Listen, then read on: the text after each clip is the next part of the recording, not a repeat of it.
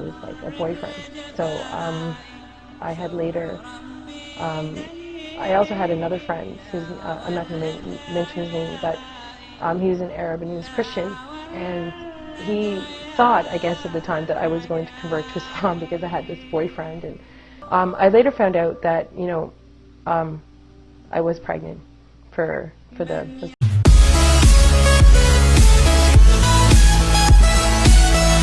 I was in school and I had met this young man, and I also had met, he was a Muslim actually, but he wasn't a practicing Muslim. So when, well, I also had met a girl in my class that was wearing full hijab like myself, and she had a face covering on. So I had asked her, you know, why does she wear that on her face? I think that is so honored and respected that we don't share it with everybody, so we conceal it. And it's also, you know, backed up from the Quran that Muslims have to cover.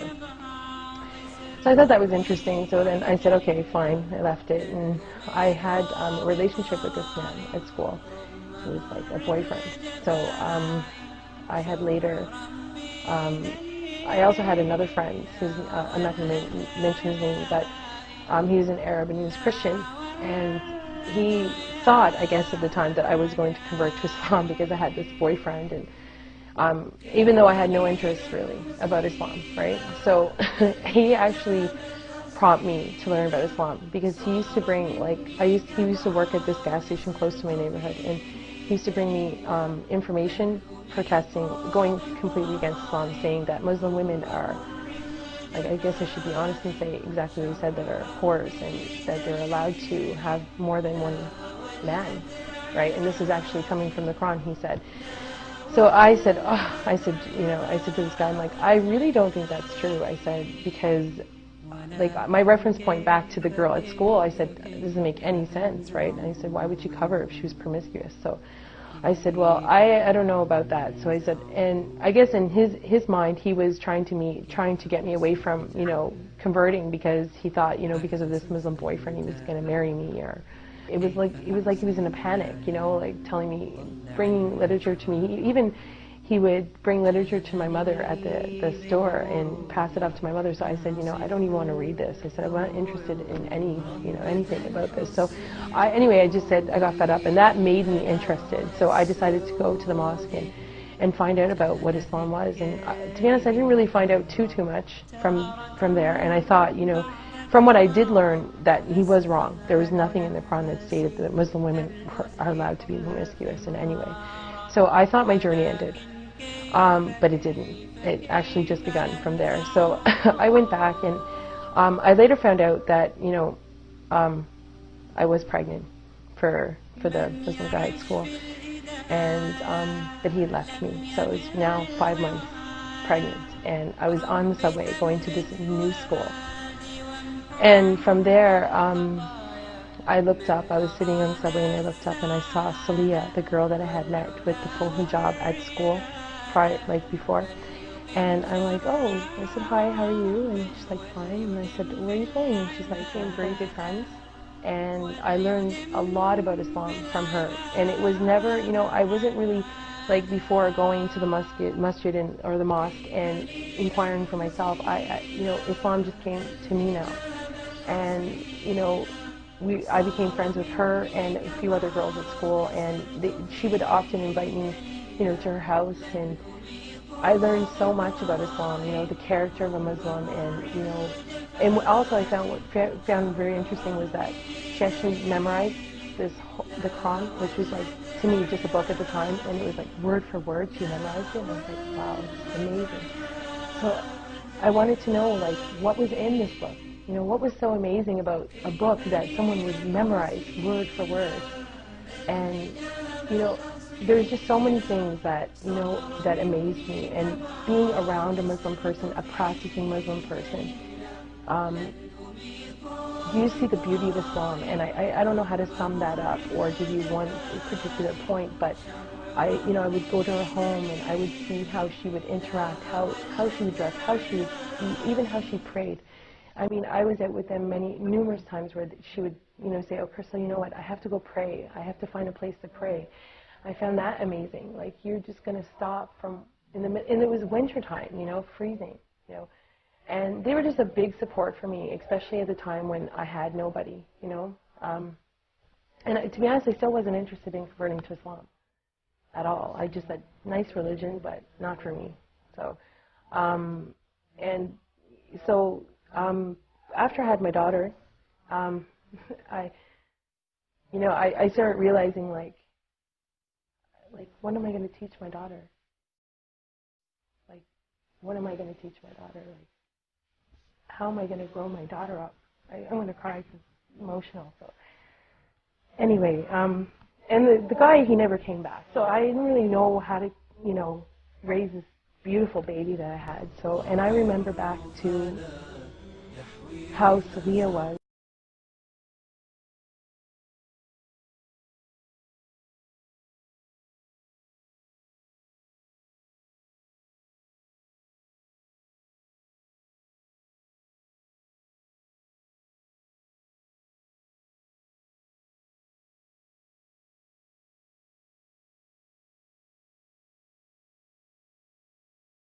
So Celia now got pregnant, and she started working at the masjid, just not far from here. And I said, well, Celia, I'm going to pop over, and you know, every day, because I was home with my daughter, and I said, let me just come over, and you know, we'll talk about the Quran. I want to know more about it. It was hard. It was hard to find the concept of, you know, what is God. And from these experiences that I had at the masjid, I came to realize that there was a God. And you know, one day I decided, you know, to go to the mosque. My daughter was 6 months at this point, and I was there, and I was in the room, and, you know, like, I was serious. I really wanted to know about this religion before I converted, because I never was baptized before. I never had any, you know, conversion to any religion, so I wanted to find out, you know, really, was this for me, you know? And from there, I was there one day just, you know, like every other day, just visiting her in the office and talking about Islam and God and who He was, and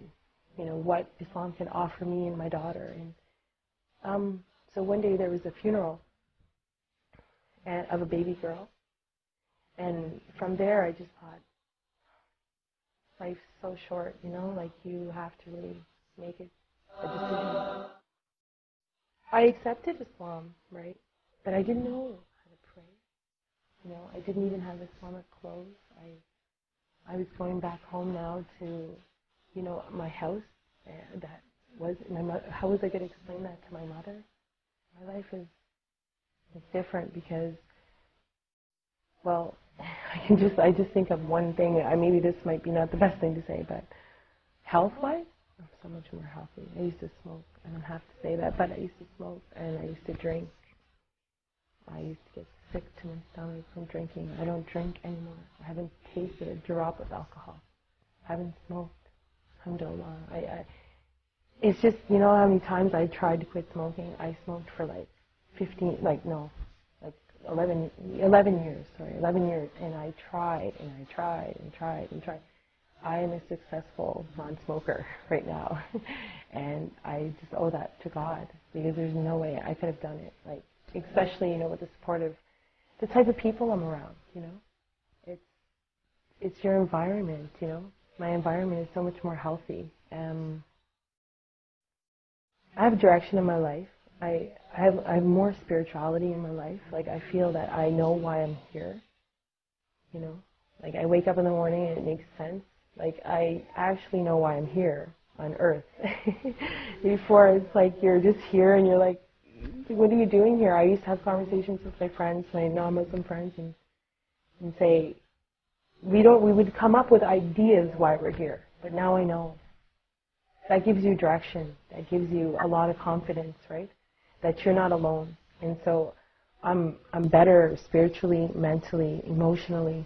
My daughter, you know, I see a future that is with God in her life, not like how I grew up. And that entails many, many positive things, you know. I always dream, like, you know, she's going to grow up and she's going to be better than me, you know, like much better. You know, she won't go through all the things that I went through because she's going to be protected by Islam. You know, like, drinking won't be in her life. having boyfriends, maybe having children without someone there with her, you know, like what I went through. You know, I want her to know the value of herself, and I think she will. Islam will teach her. اللهم من يرى هذا المقطع ومن ساهم في